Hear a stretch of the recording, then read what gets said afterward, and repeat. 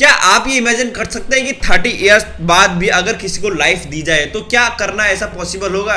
तो ऐसा रियलिटी में हो चुका है। साइंटिस्ट ने 30 इयर्स तक एक एनिमल को एक ऐसे फ्रीजिंग कंडीशन में रखा जिसके बाद जब उसे 30 इयर्स बाद उसे निकाला गया तो फिर उस पर भी लाइफ बाकी थी, मतलब वो जिंदा था। तो आखिर ऐसा करना पॉसिबल क्यों हुआ और ये क्यों साइंटिस्ट के लिए बहुत बड़ी अचीवमेंट बन गई? तो आज की वीडियो काफी इंटरेस्टिंग और नॉलेजेबल होने वाली है, तो बने रहिए मेरे साथ इस वीडियो के लास्ट तक।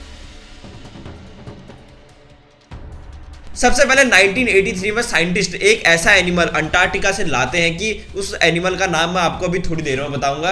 अब 1983 में इस एनिमल को लाने के बाद उसे एक फ्रीजिंग कंडीशन में डाला जाता है और फिर 2014 में उसे वहां से निकाला जाता है और खुद ही साइंटिस्ट को ये बिलीव नहीं होता है कि वो एनिमल अभी भी जिंदा है, मतलब उस पर अभी भी लाइफ बाकी है। तो इस पर साइंटिस्ट की ये बहुत बड़ी उपलब्धि मानी जा रही थी क्योंकि उन्होंने 30 इयर्स तक एक ऐसी कंडीशन उस एनिमल को दी थी जिसके वजह से भी हो 30 इयर्स तक वो जिंदा था। तो ये मैं आपको बता दूं कि जो ये टेक्नोलॉजी है ये क्रायोनिक्स पर ही बेस्ड है, मतलब अगर हम इसे क्रायोनिक्स का दूसरा पार्ट बोले तो गलत नहीं होगा। अब मैंने पिछले वीडियो में भी ये बात की थी कि क्रायोनिक्स आखिर होता क्या है, कैसे ये टेक्नोलॉजी काम करती है, तो मैं फिर भी आपको एक शॉर्ट में ये बताना चाहूंगा। जैसे क्रायोनिक्स ऐसी टेक्नोलॉजी होती है जिस पर कभी इंसान मर जाता है तो उसके बाद उसकी बॉडी प्रिजर्व रखी जाती है।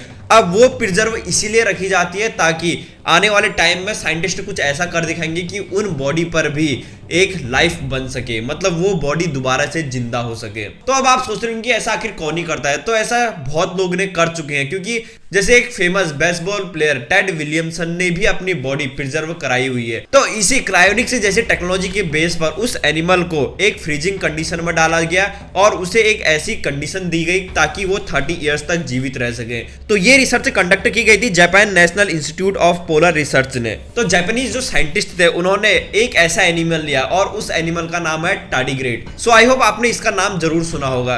तो ये जो टार्डिग्रेड एनिमल होता है ये पूरे वर्ल्ड का अगर मैं कहूँ कि टफेस्ट एनिमल है।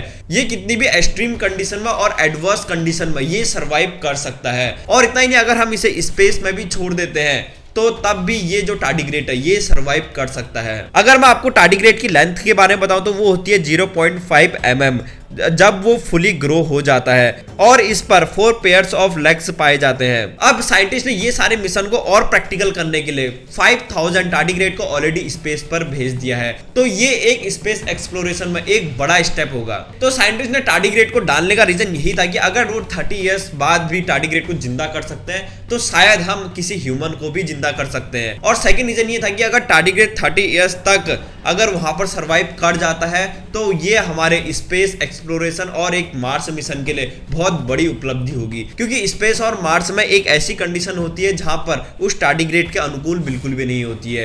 तो उस कंडीशन में भी अगर टार्डिग्रेड सरवाइव करता है तो नो डाउट ये साइंटिस्ट के लिए एक बहुत बड़ी अचीवमेंट से बढ़कर कुछ भी नहीं होगा। अब इन टार्डिग्रेड को वाटर बियर्स के नाम से भी जाना जाता है। अब ये जो वाटर बियर्स होते हैं ये एस्ट्रोमोफाइल्स होते हैं। एस्ट्रोमोफाइल्स का मेरा मतलब है कि मतलब ये अपने मेटाबॉलिक एक्टिविटीज जो होती है उसको स्लो डाउन तक कर सकता है।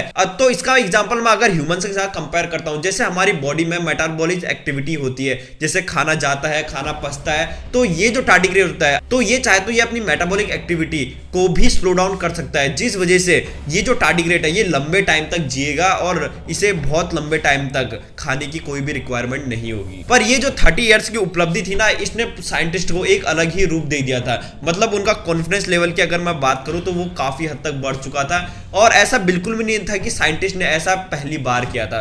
उन्होंने 9 इयर्स तक भी टार्डिग्रेड को पहले रखा था, पर इस बार साइंटिस्ट ने यह सोचा कि हम इसको 30 इयर्स तक रख के देखते हैं। अगर हम इस मिशन में सफल हो जाते हैं तो ये नो डाउट हमारे लिए बहुत बड़ी उपलब्धि होगी। तो इस टार्डिग्रेड को 1983 में अंटार्कटिका से लाया जाता है और मई 2014 में इसे अनफ्रोजन किया जाता है। मतलब इसे जिस कंडीशन में रखा था वो एक फ्रीजिंग कंडीशन थी। तो ये जैसे 2014 में एक अनफ्रोजन की स्टेज में इसे लाया जाता है तो ये कुछ टाइम बाद इसमें लाइफ वापस आ जाती है। अब इस पूरी रिसर्च का सबसे बड़ा एडवांटेज का अगर मैं कंक्लूजन निकालूं तो इसका सबसे बड़ा एडवांटेज ये था कि तो साइंटिस्ट किसी भी एनिमल को, किसी भी इंसान को एक ऐसी कंडीशन में रख सकते हैं जिसके बाद वो ईयर्स तक बिना खाए जिंदा भी रह सकता है। जी हाँ गाइस, मैं बिल्कुल मजाक नहीं कर रहा हूं, क्योंकि आज के साइंटिस्ट अगर टार्डिग्रेड में अगर सफल हो जाते हैं तो ऐसा तो हो नहीं सकता कि आने वाले टाइम में ये करना पॉसिबल ना हो। अब इस मिशन के बाद एक स्पेस एक्सप्लोरेशन को एक नई उड़ान मिलने वाली थी। मतलब आने वाले टाइम पे ऐसा भी कर सकते हैं कि जैसे आपको तो पता है कि जैसे अर्थ है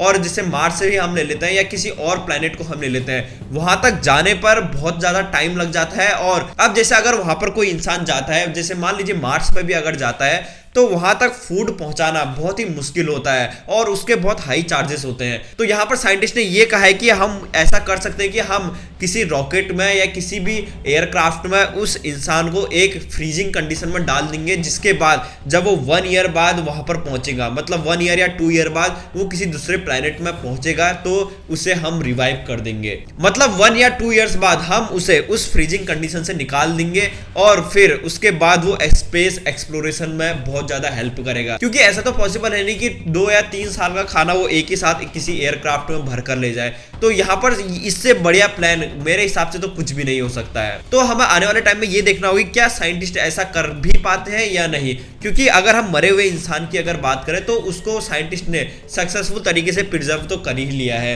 जैसे क्रायोनिक्स जैसी टेक्नोलॉजी का यूज करके। पर क्या कोई इंसान, मतलब कोई जिंदा इंसान को ऐसा करना पॉसिबल है? आप इस बारे में क्या सोचते हैं कि क्या ये करना पॉसिबल है? सो इसका आंसर कमेंट बॉक्स में जरूर दीजिएगा। सो आई होप आपको आज की वीडियो पसंद आई होगी। अगर आपको ये वीडियो पसंद आई है सो लाइक एंड शेयर जरूर करिएगा। तब तक के लिए थैंक यू सो मच।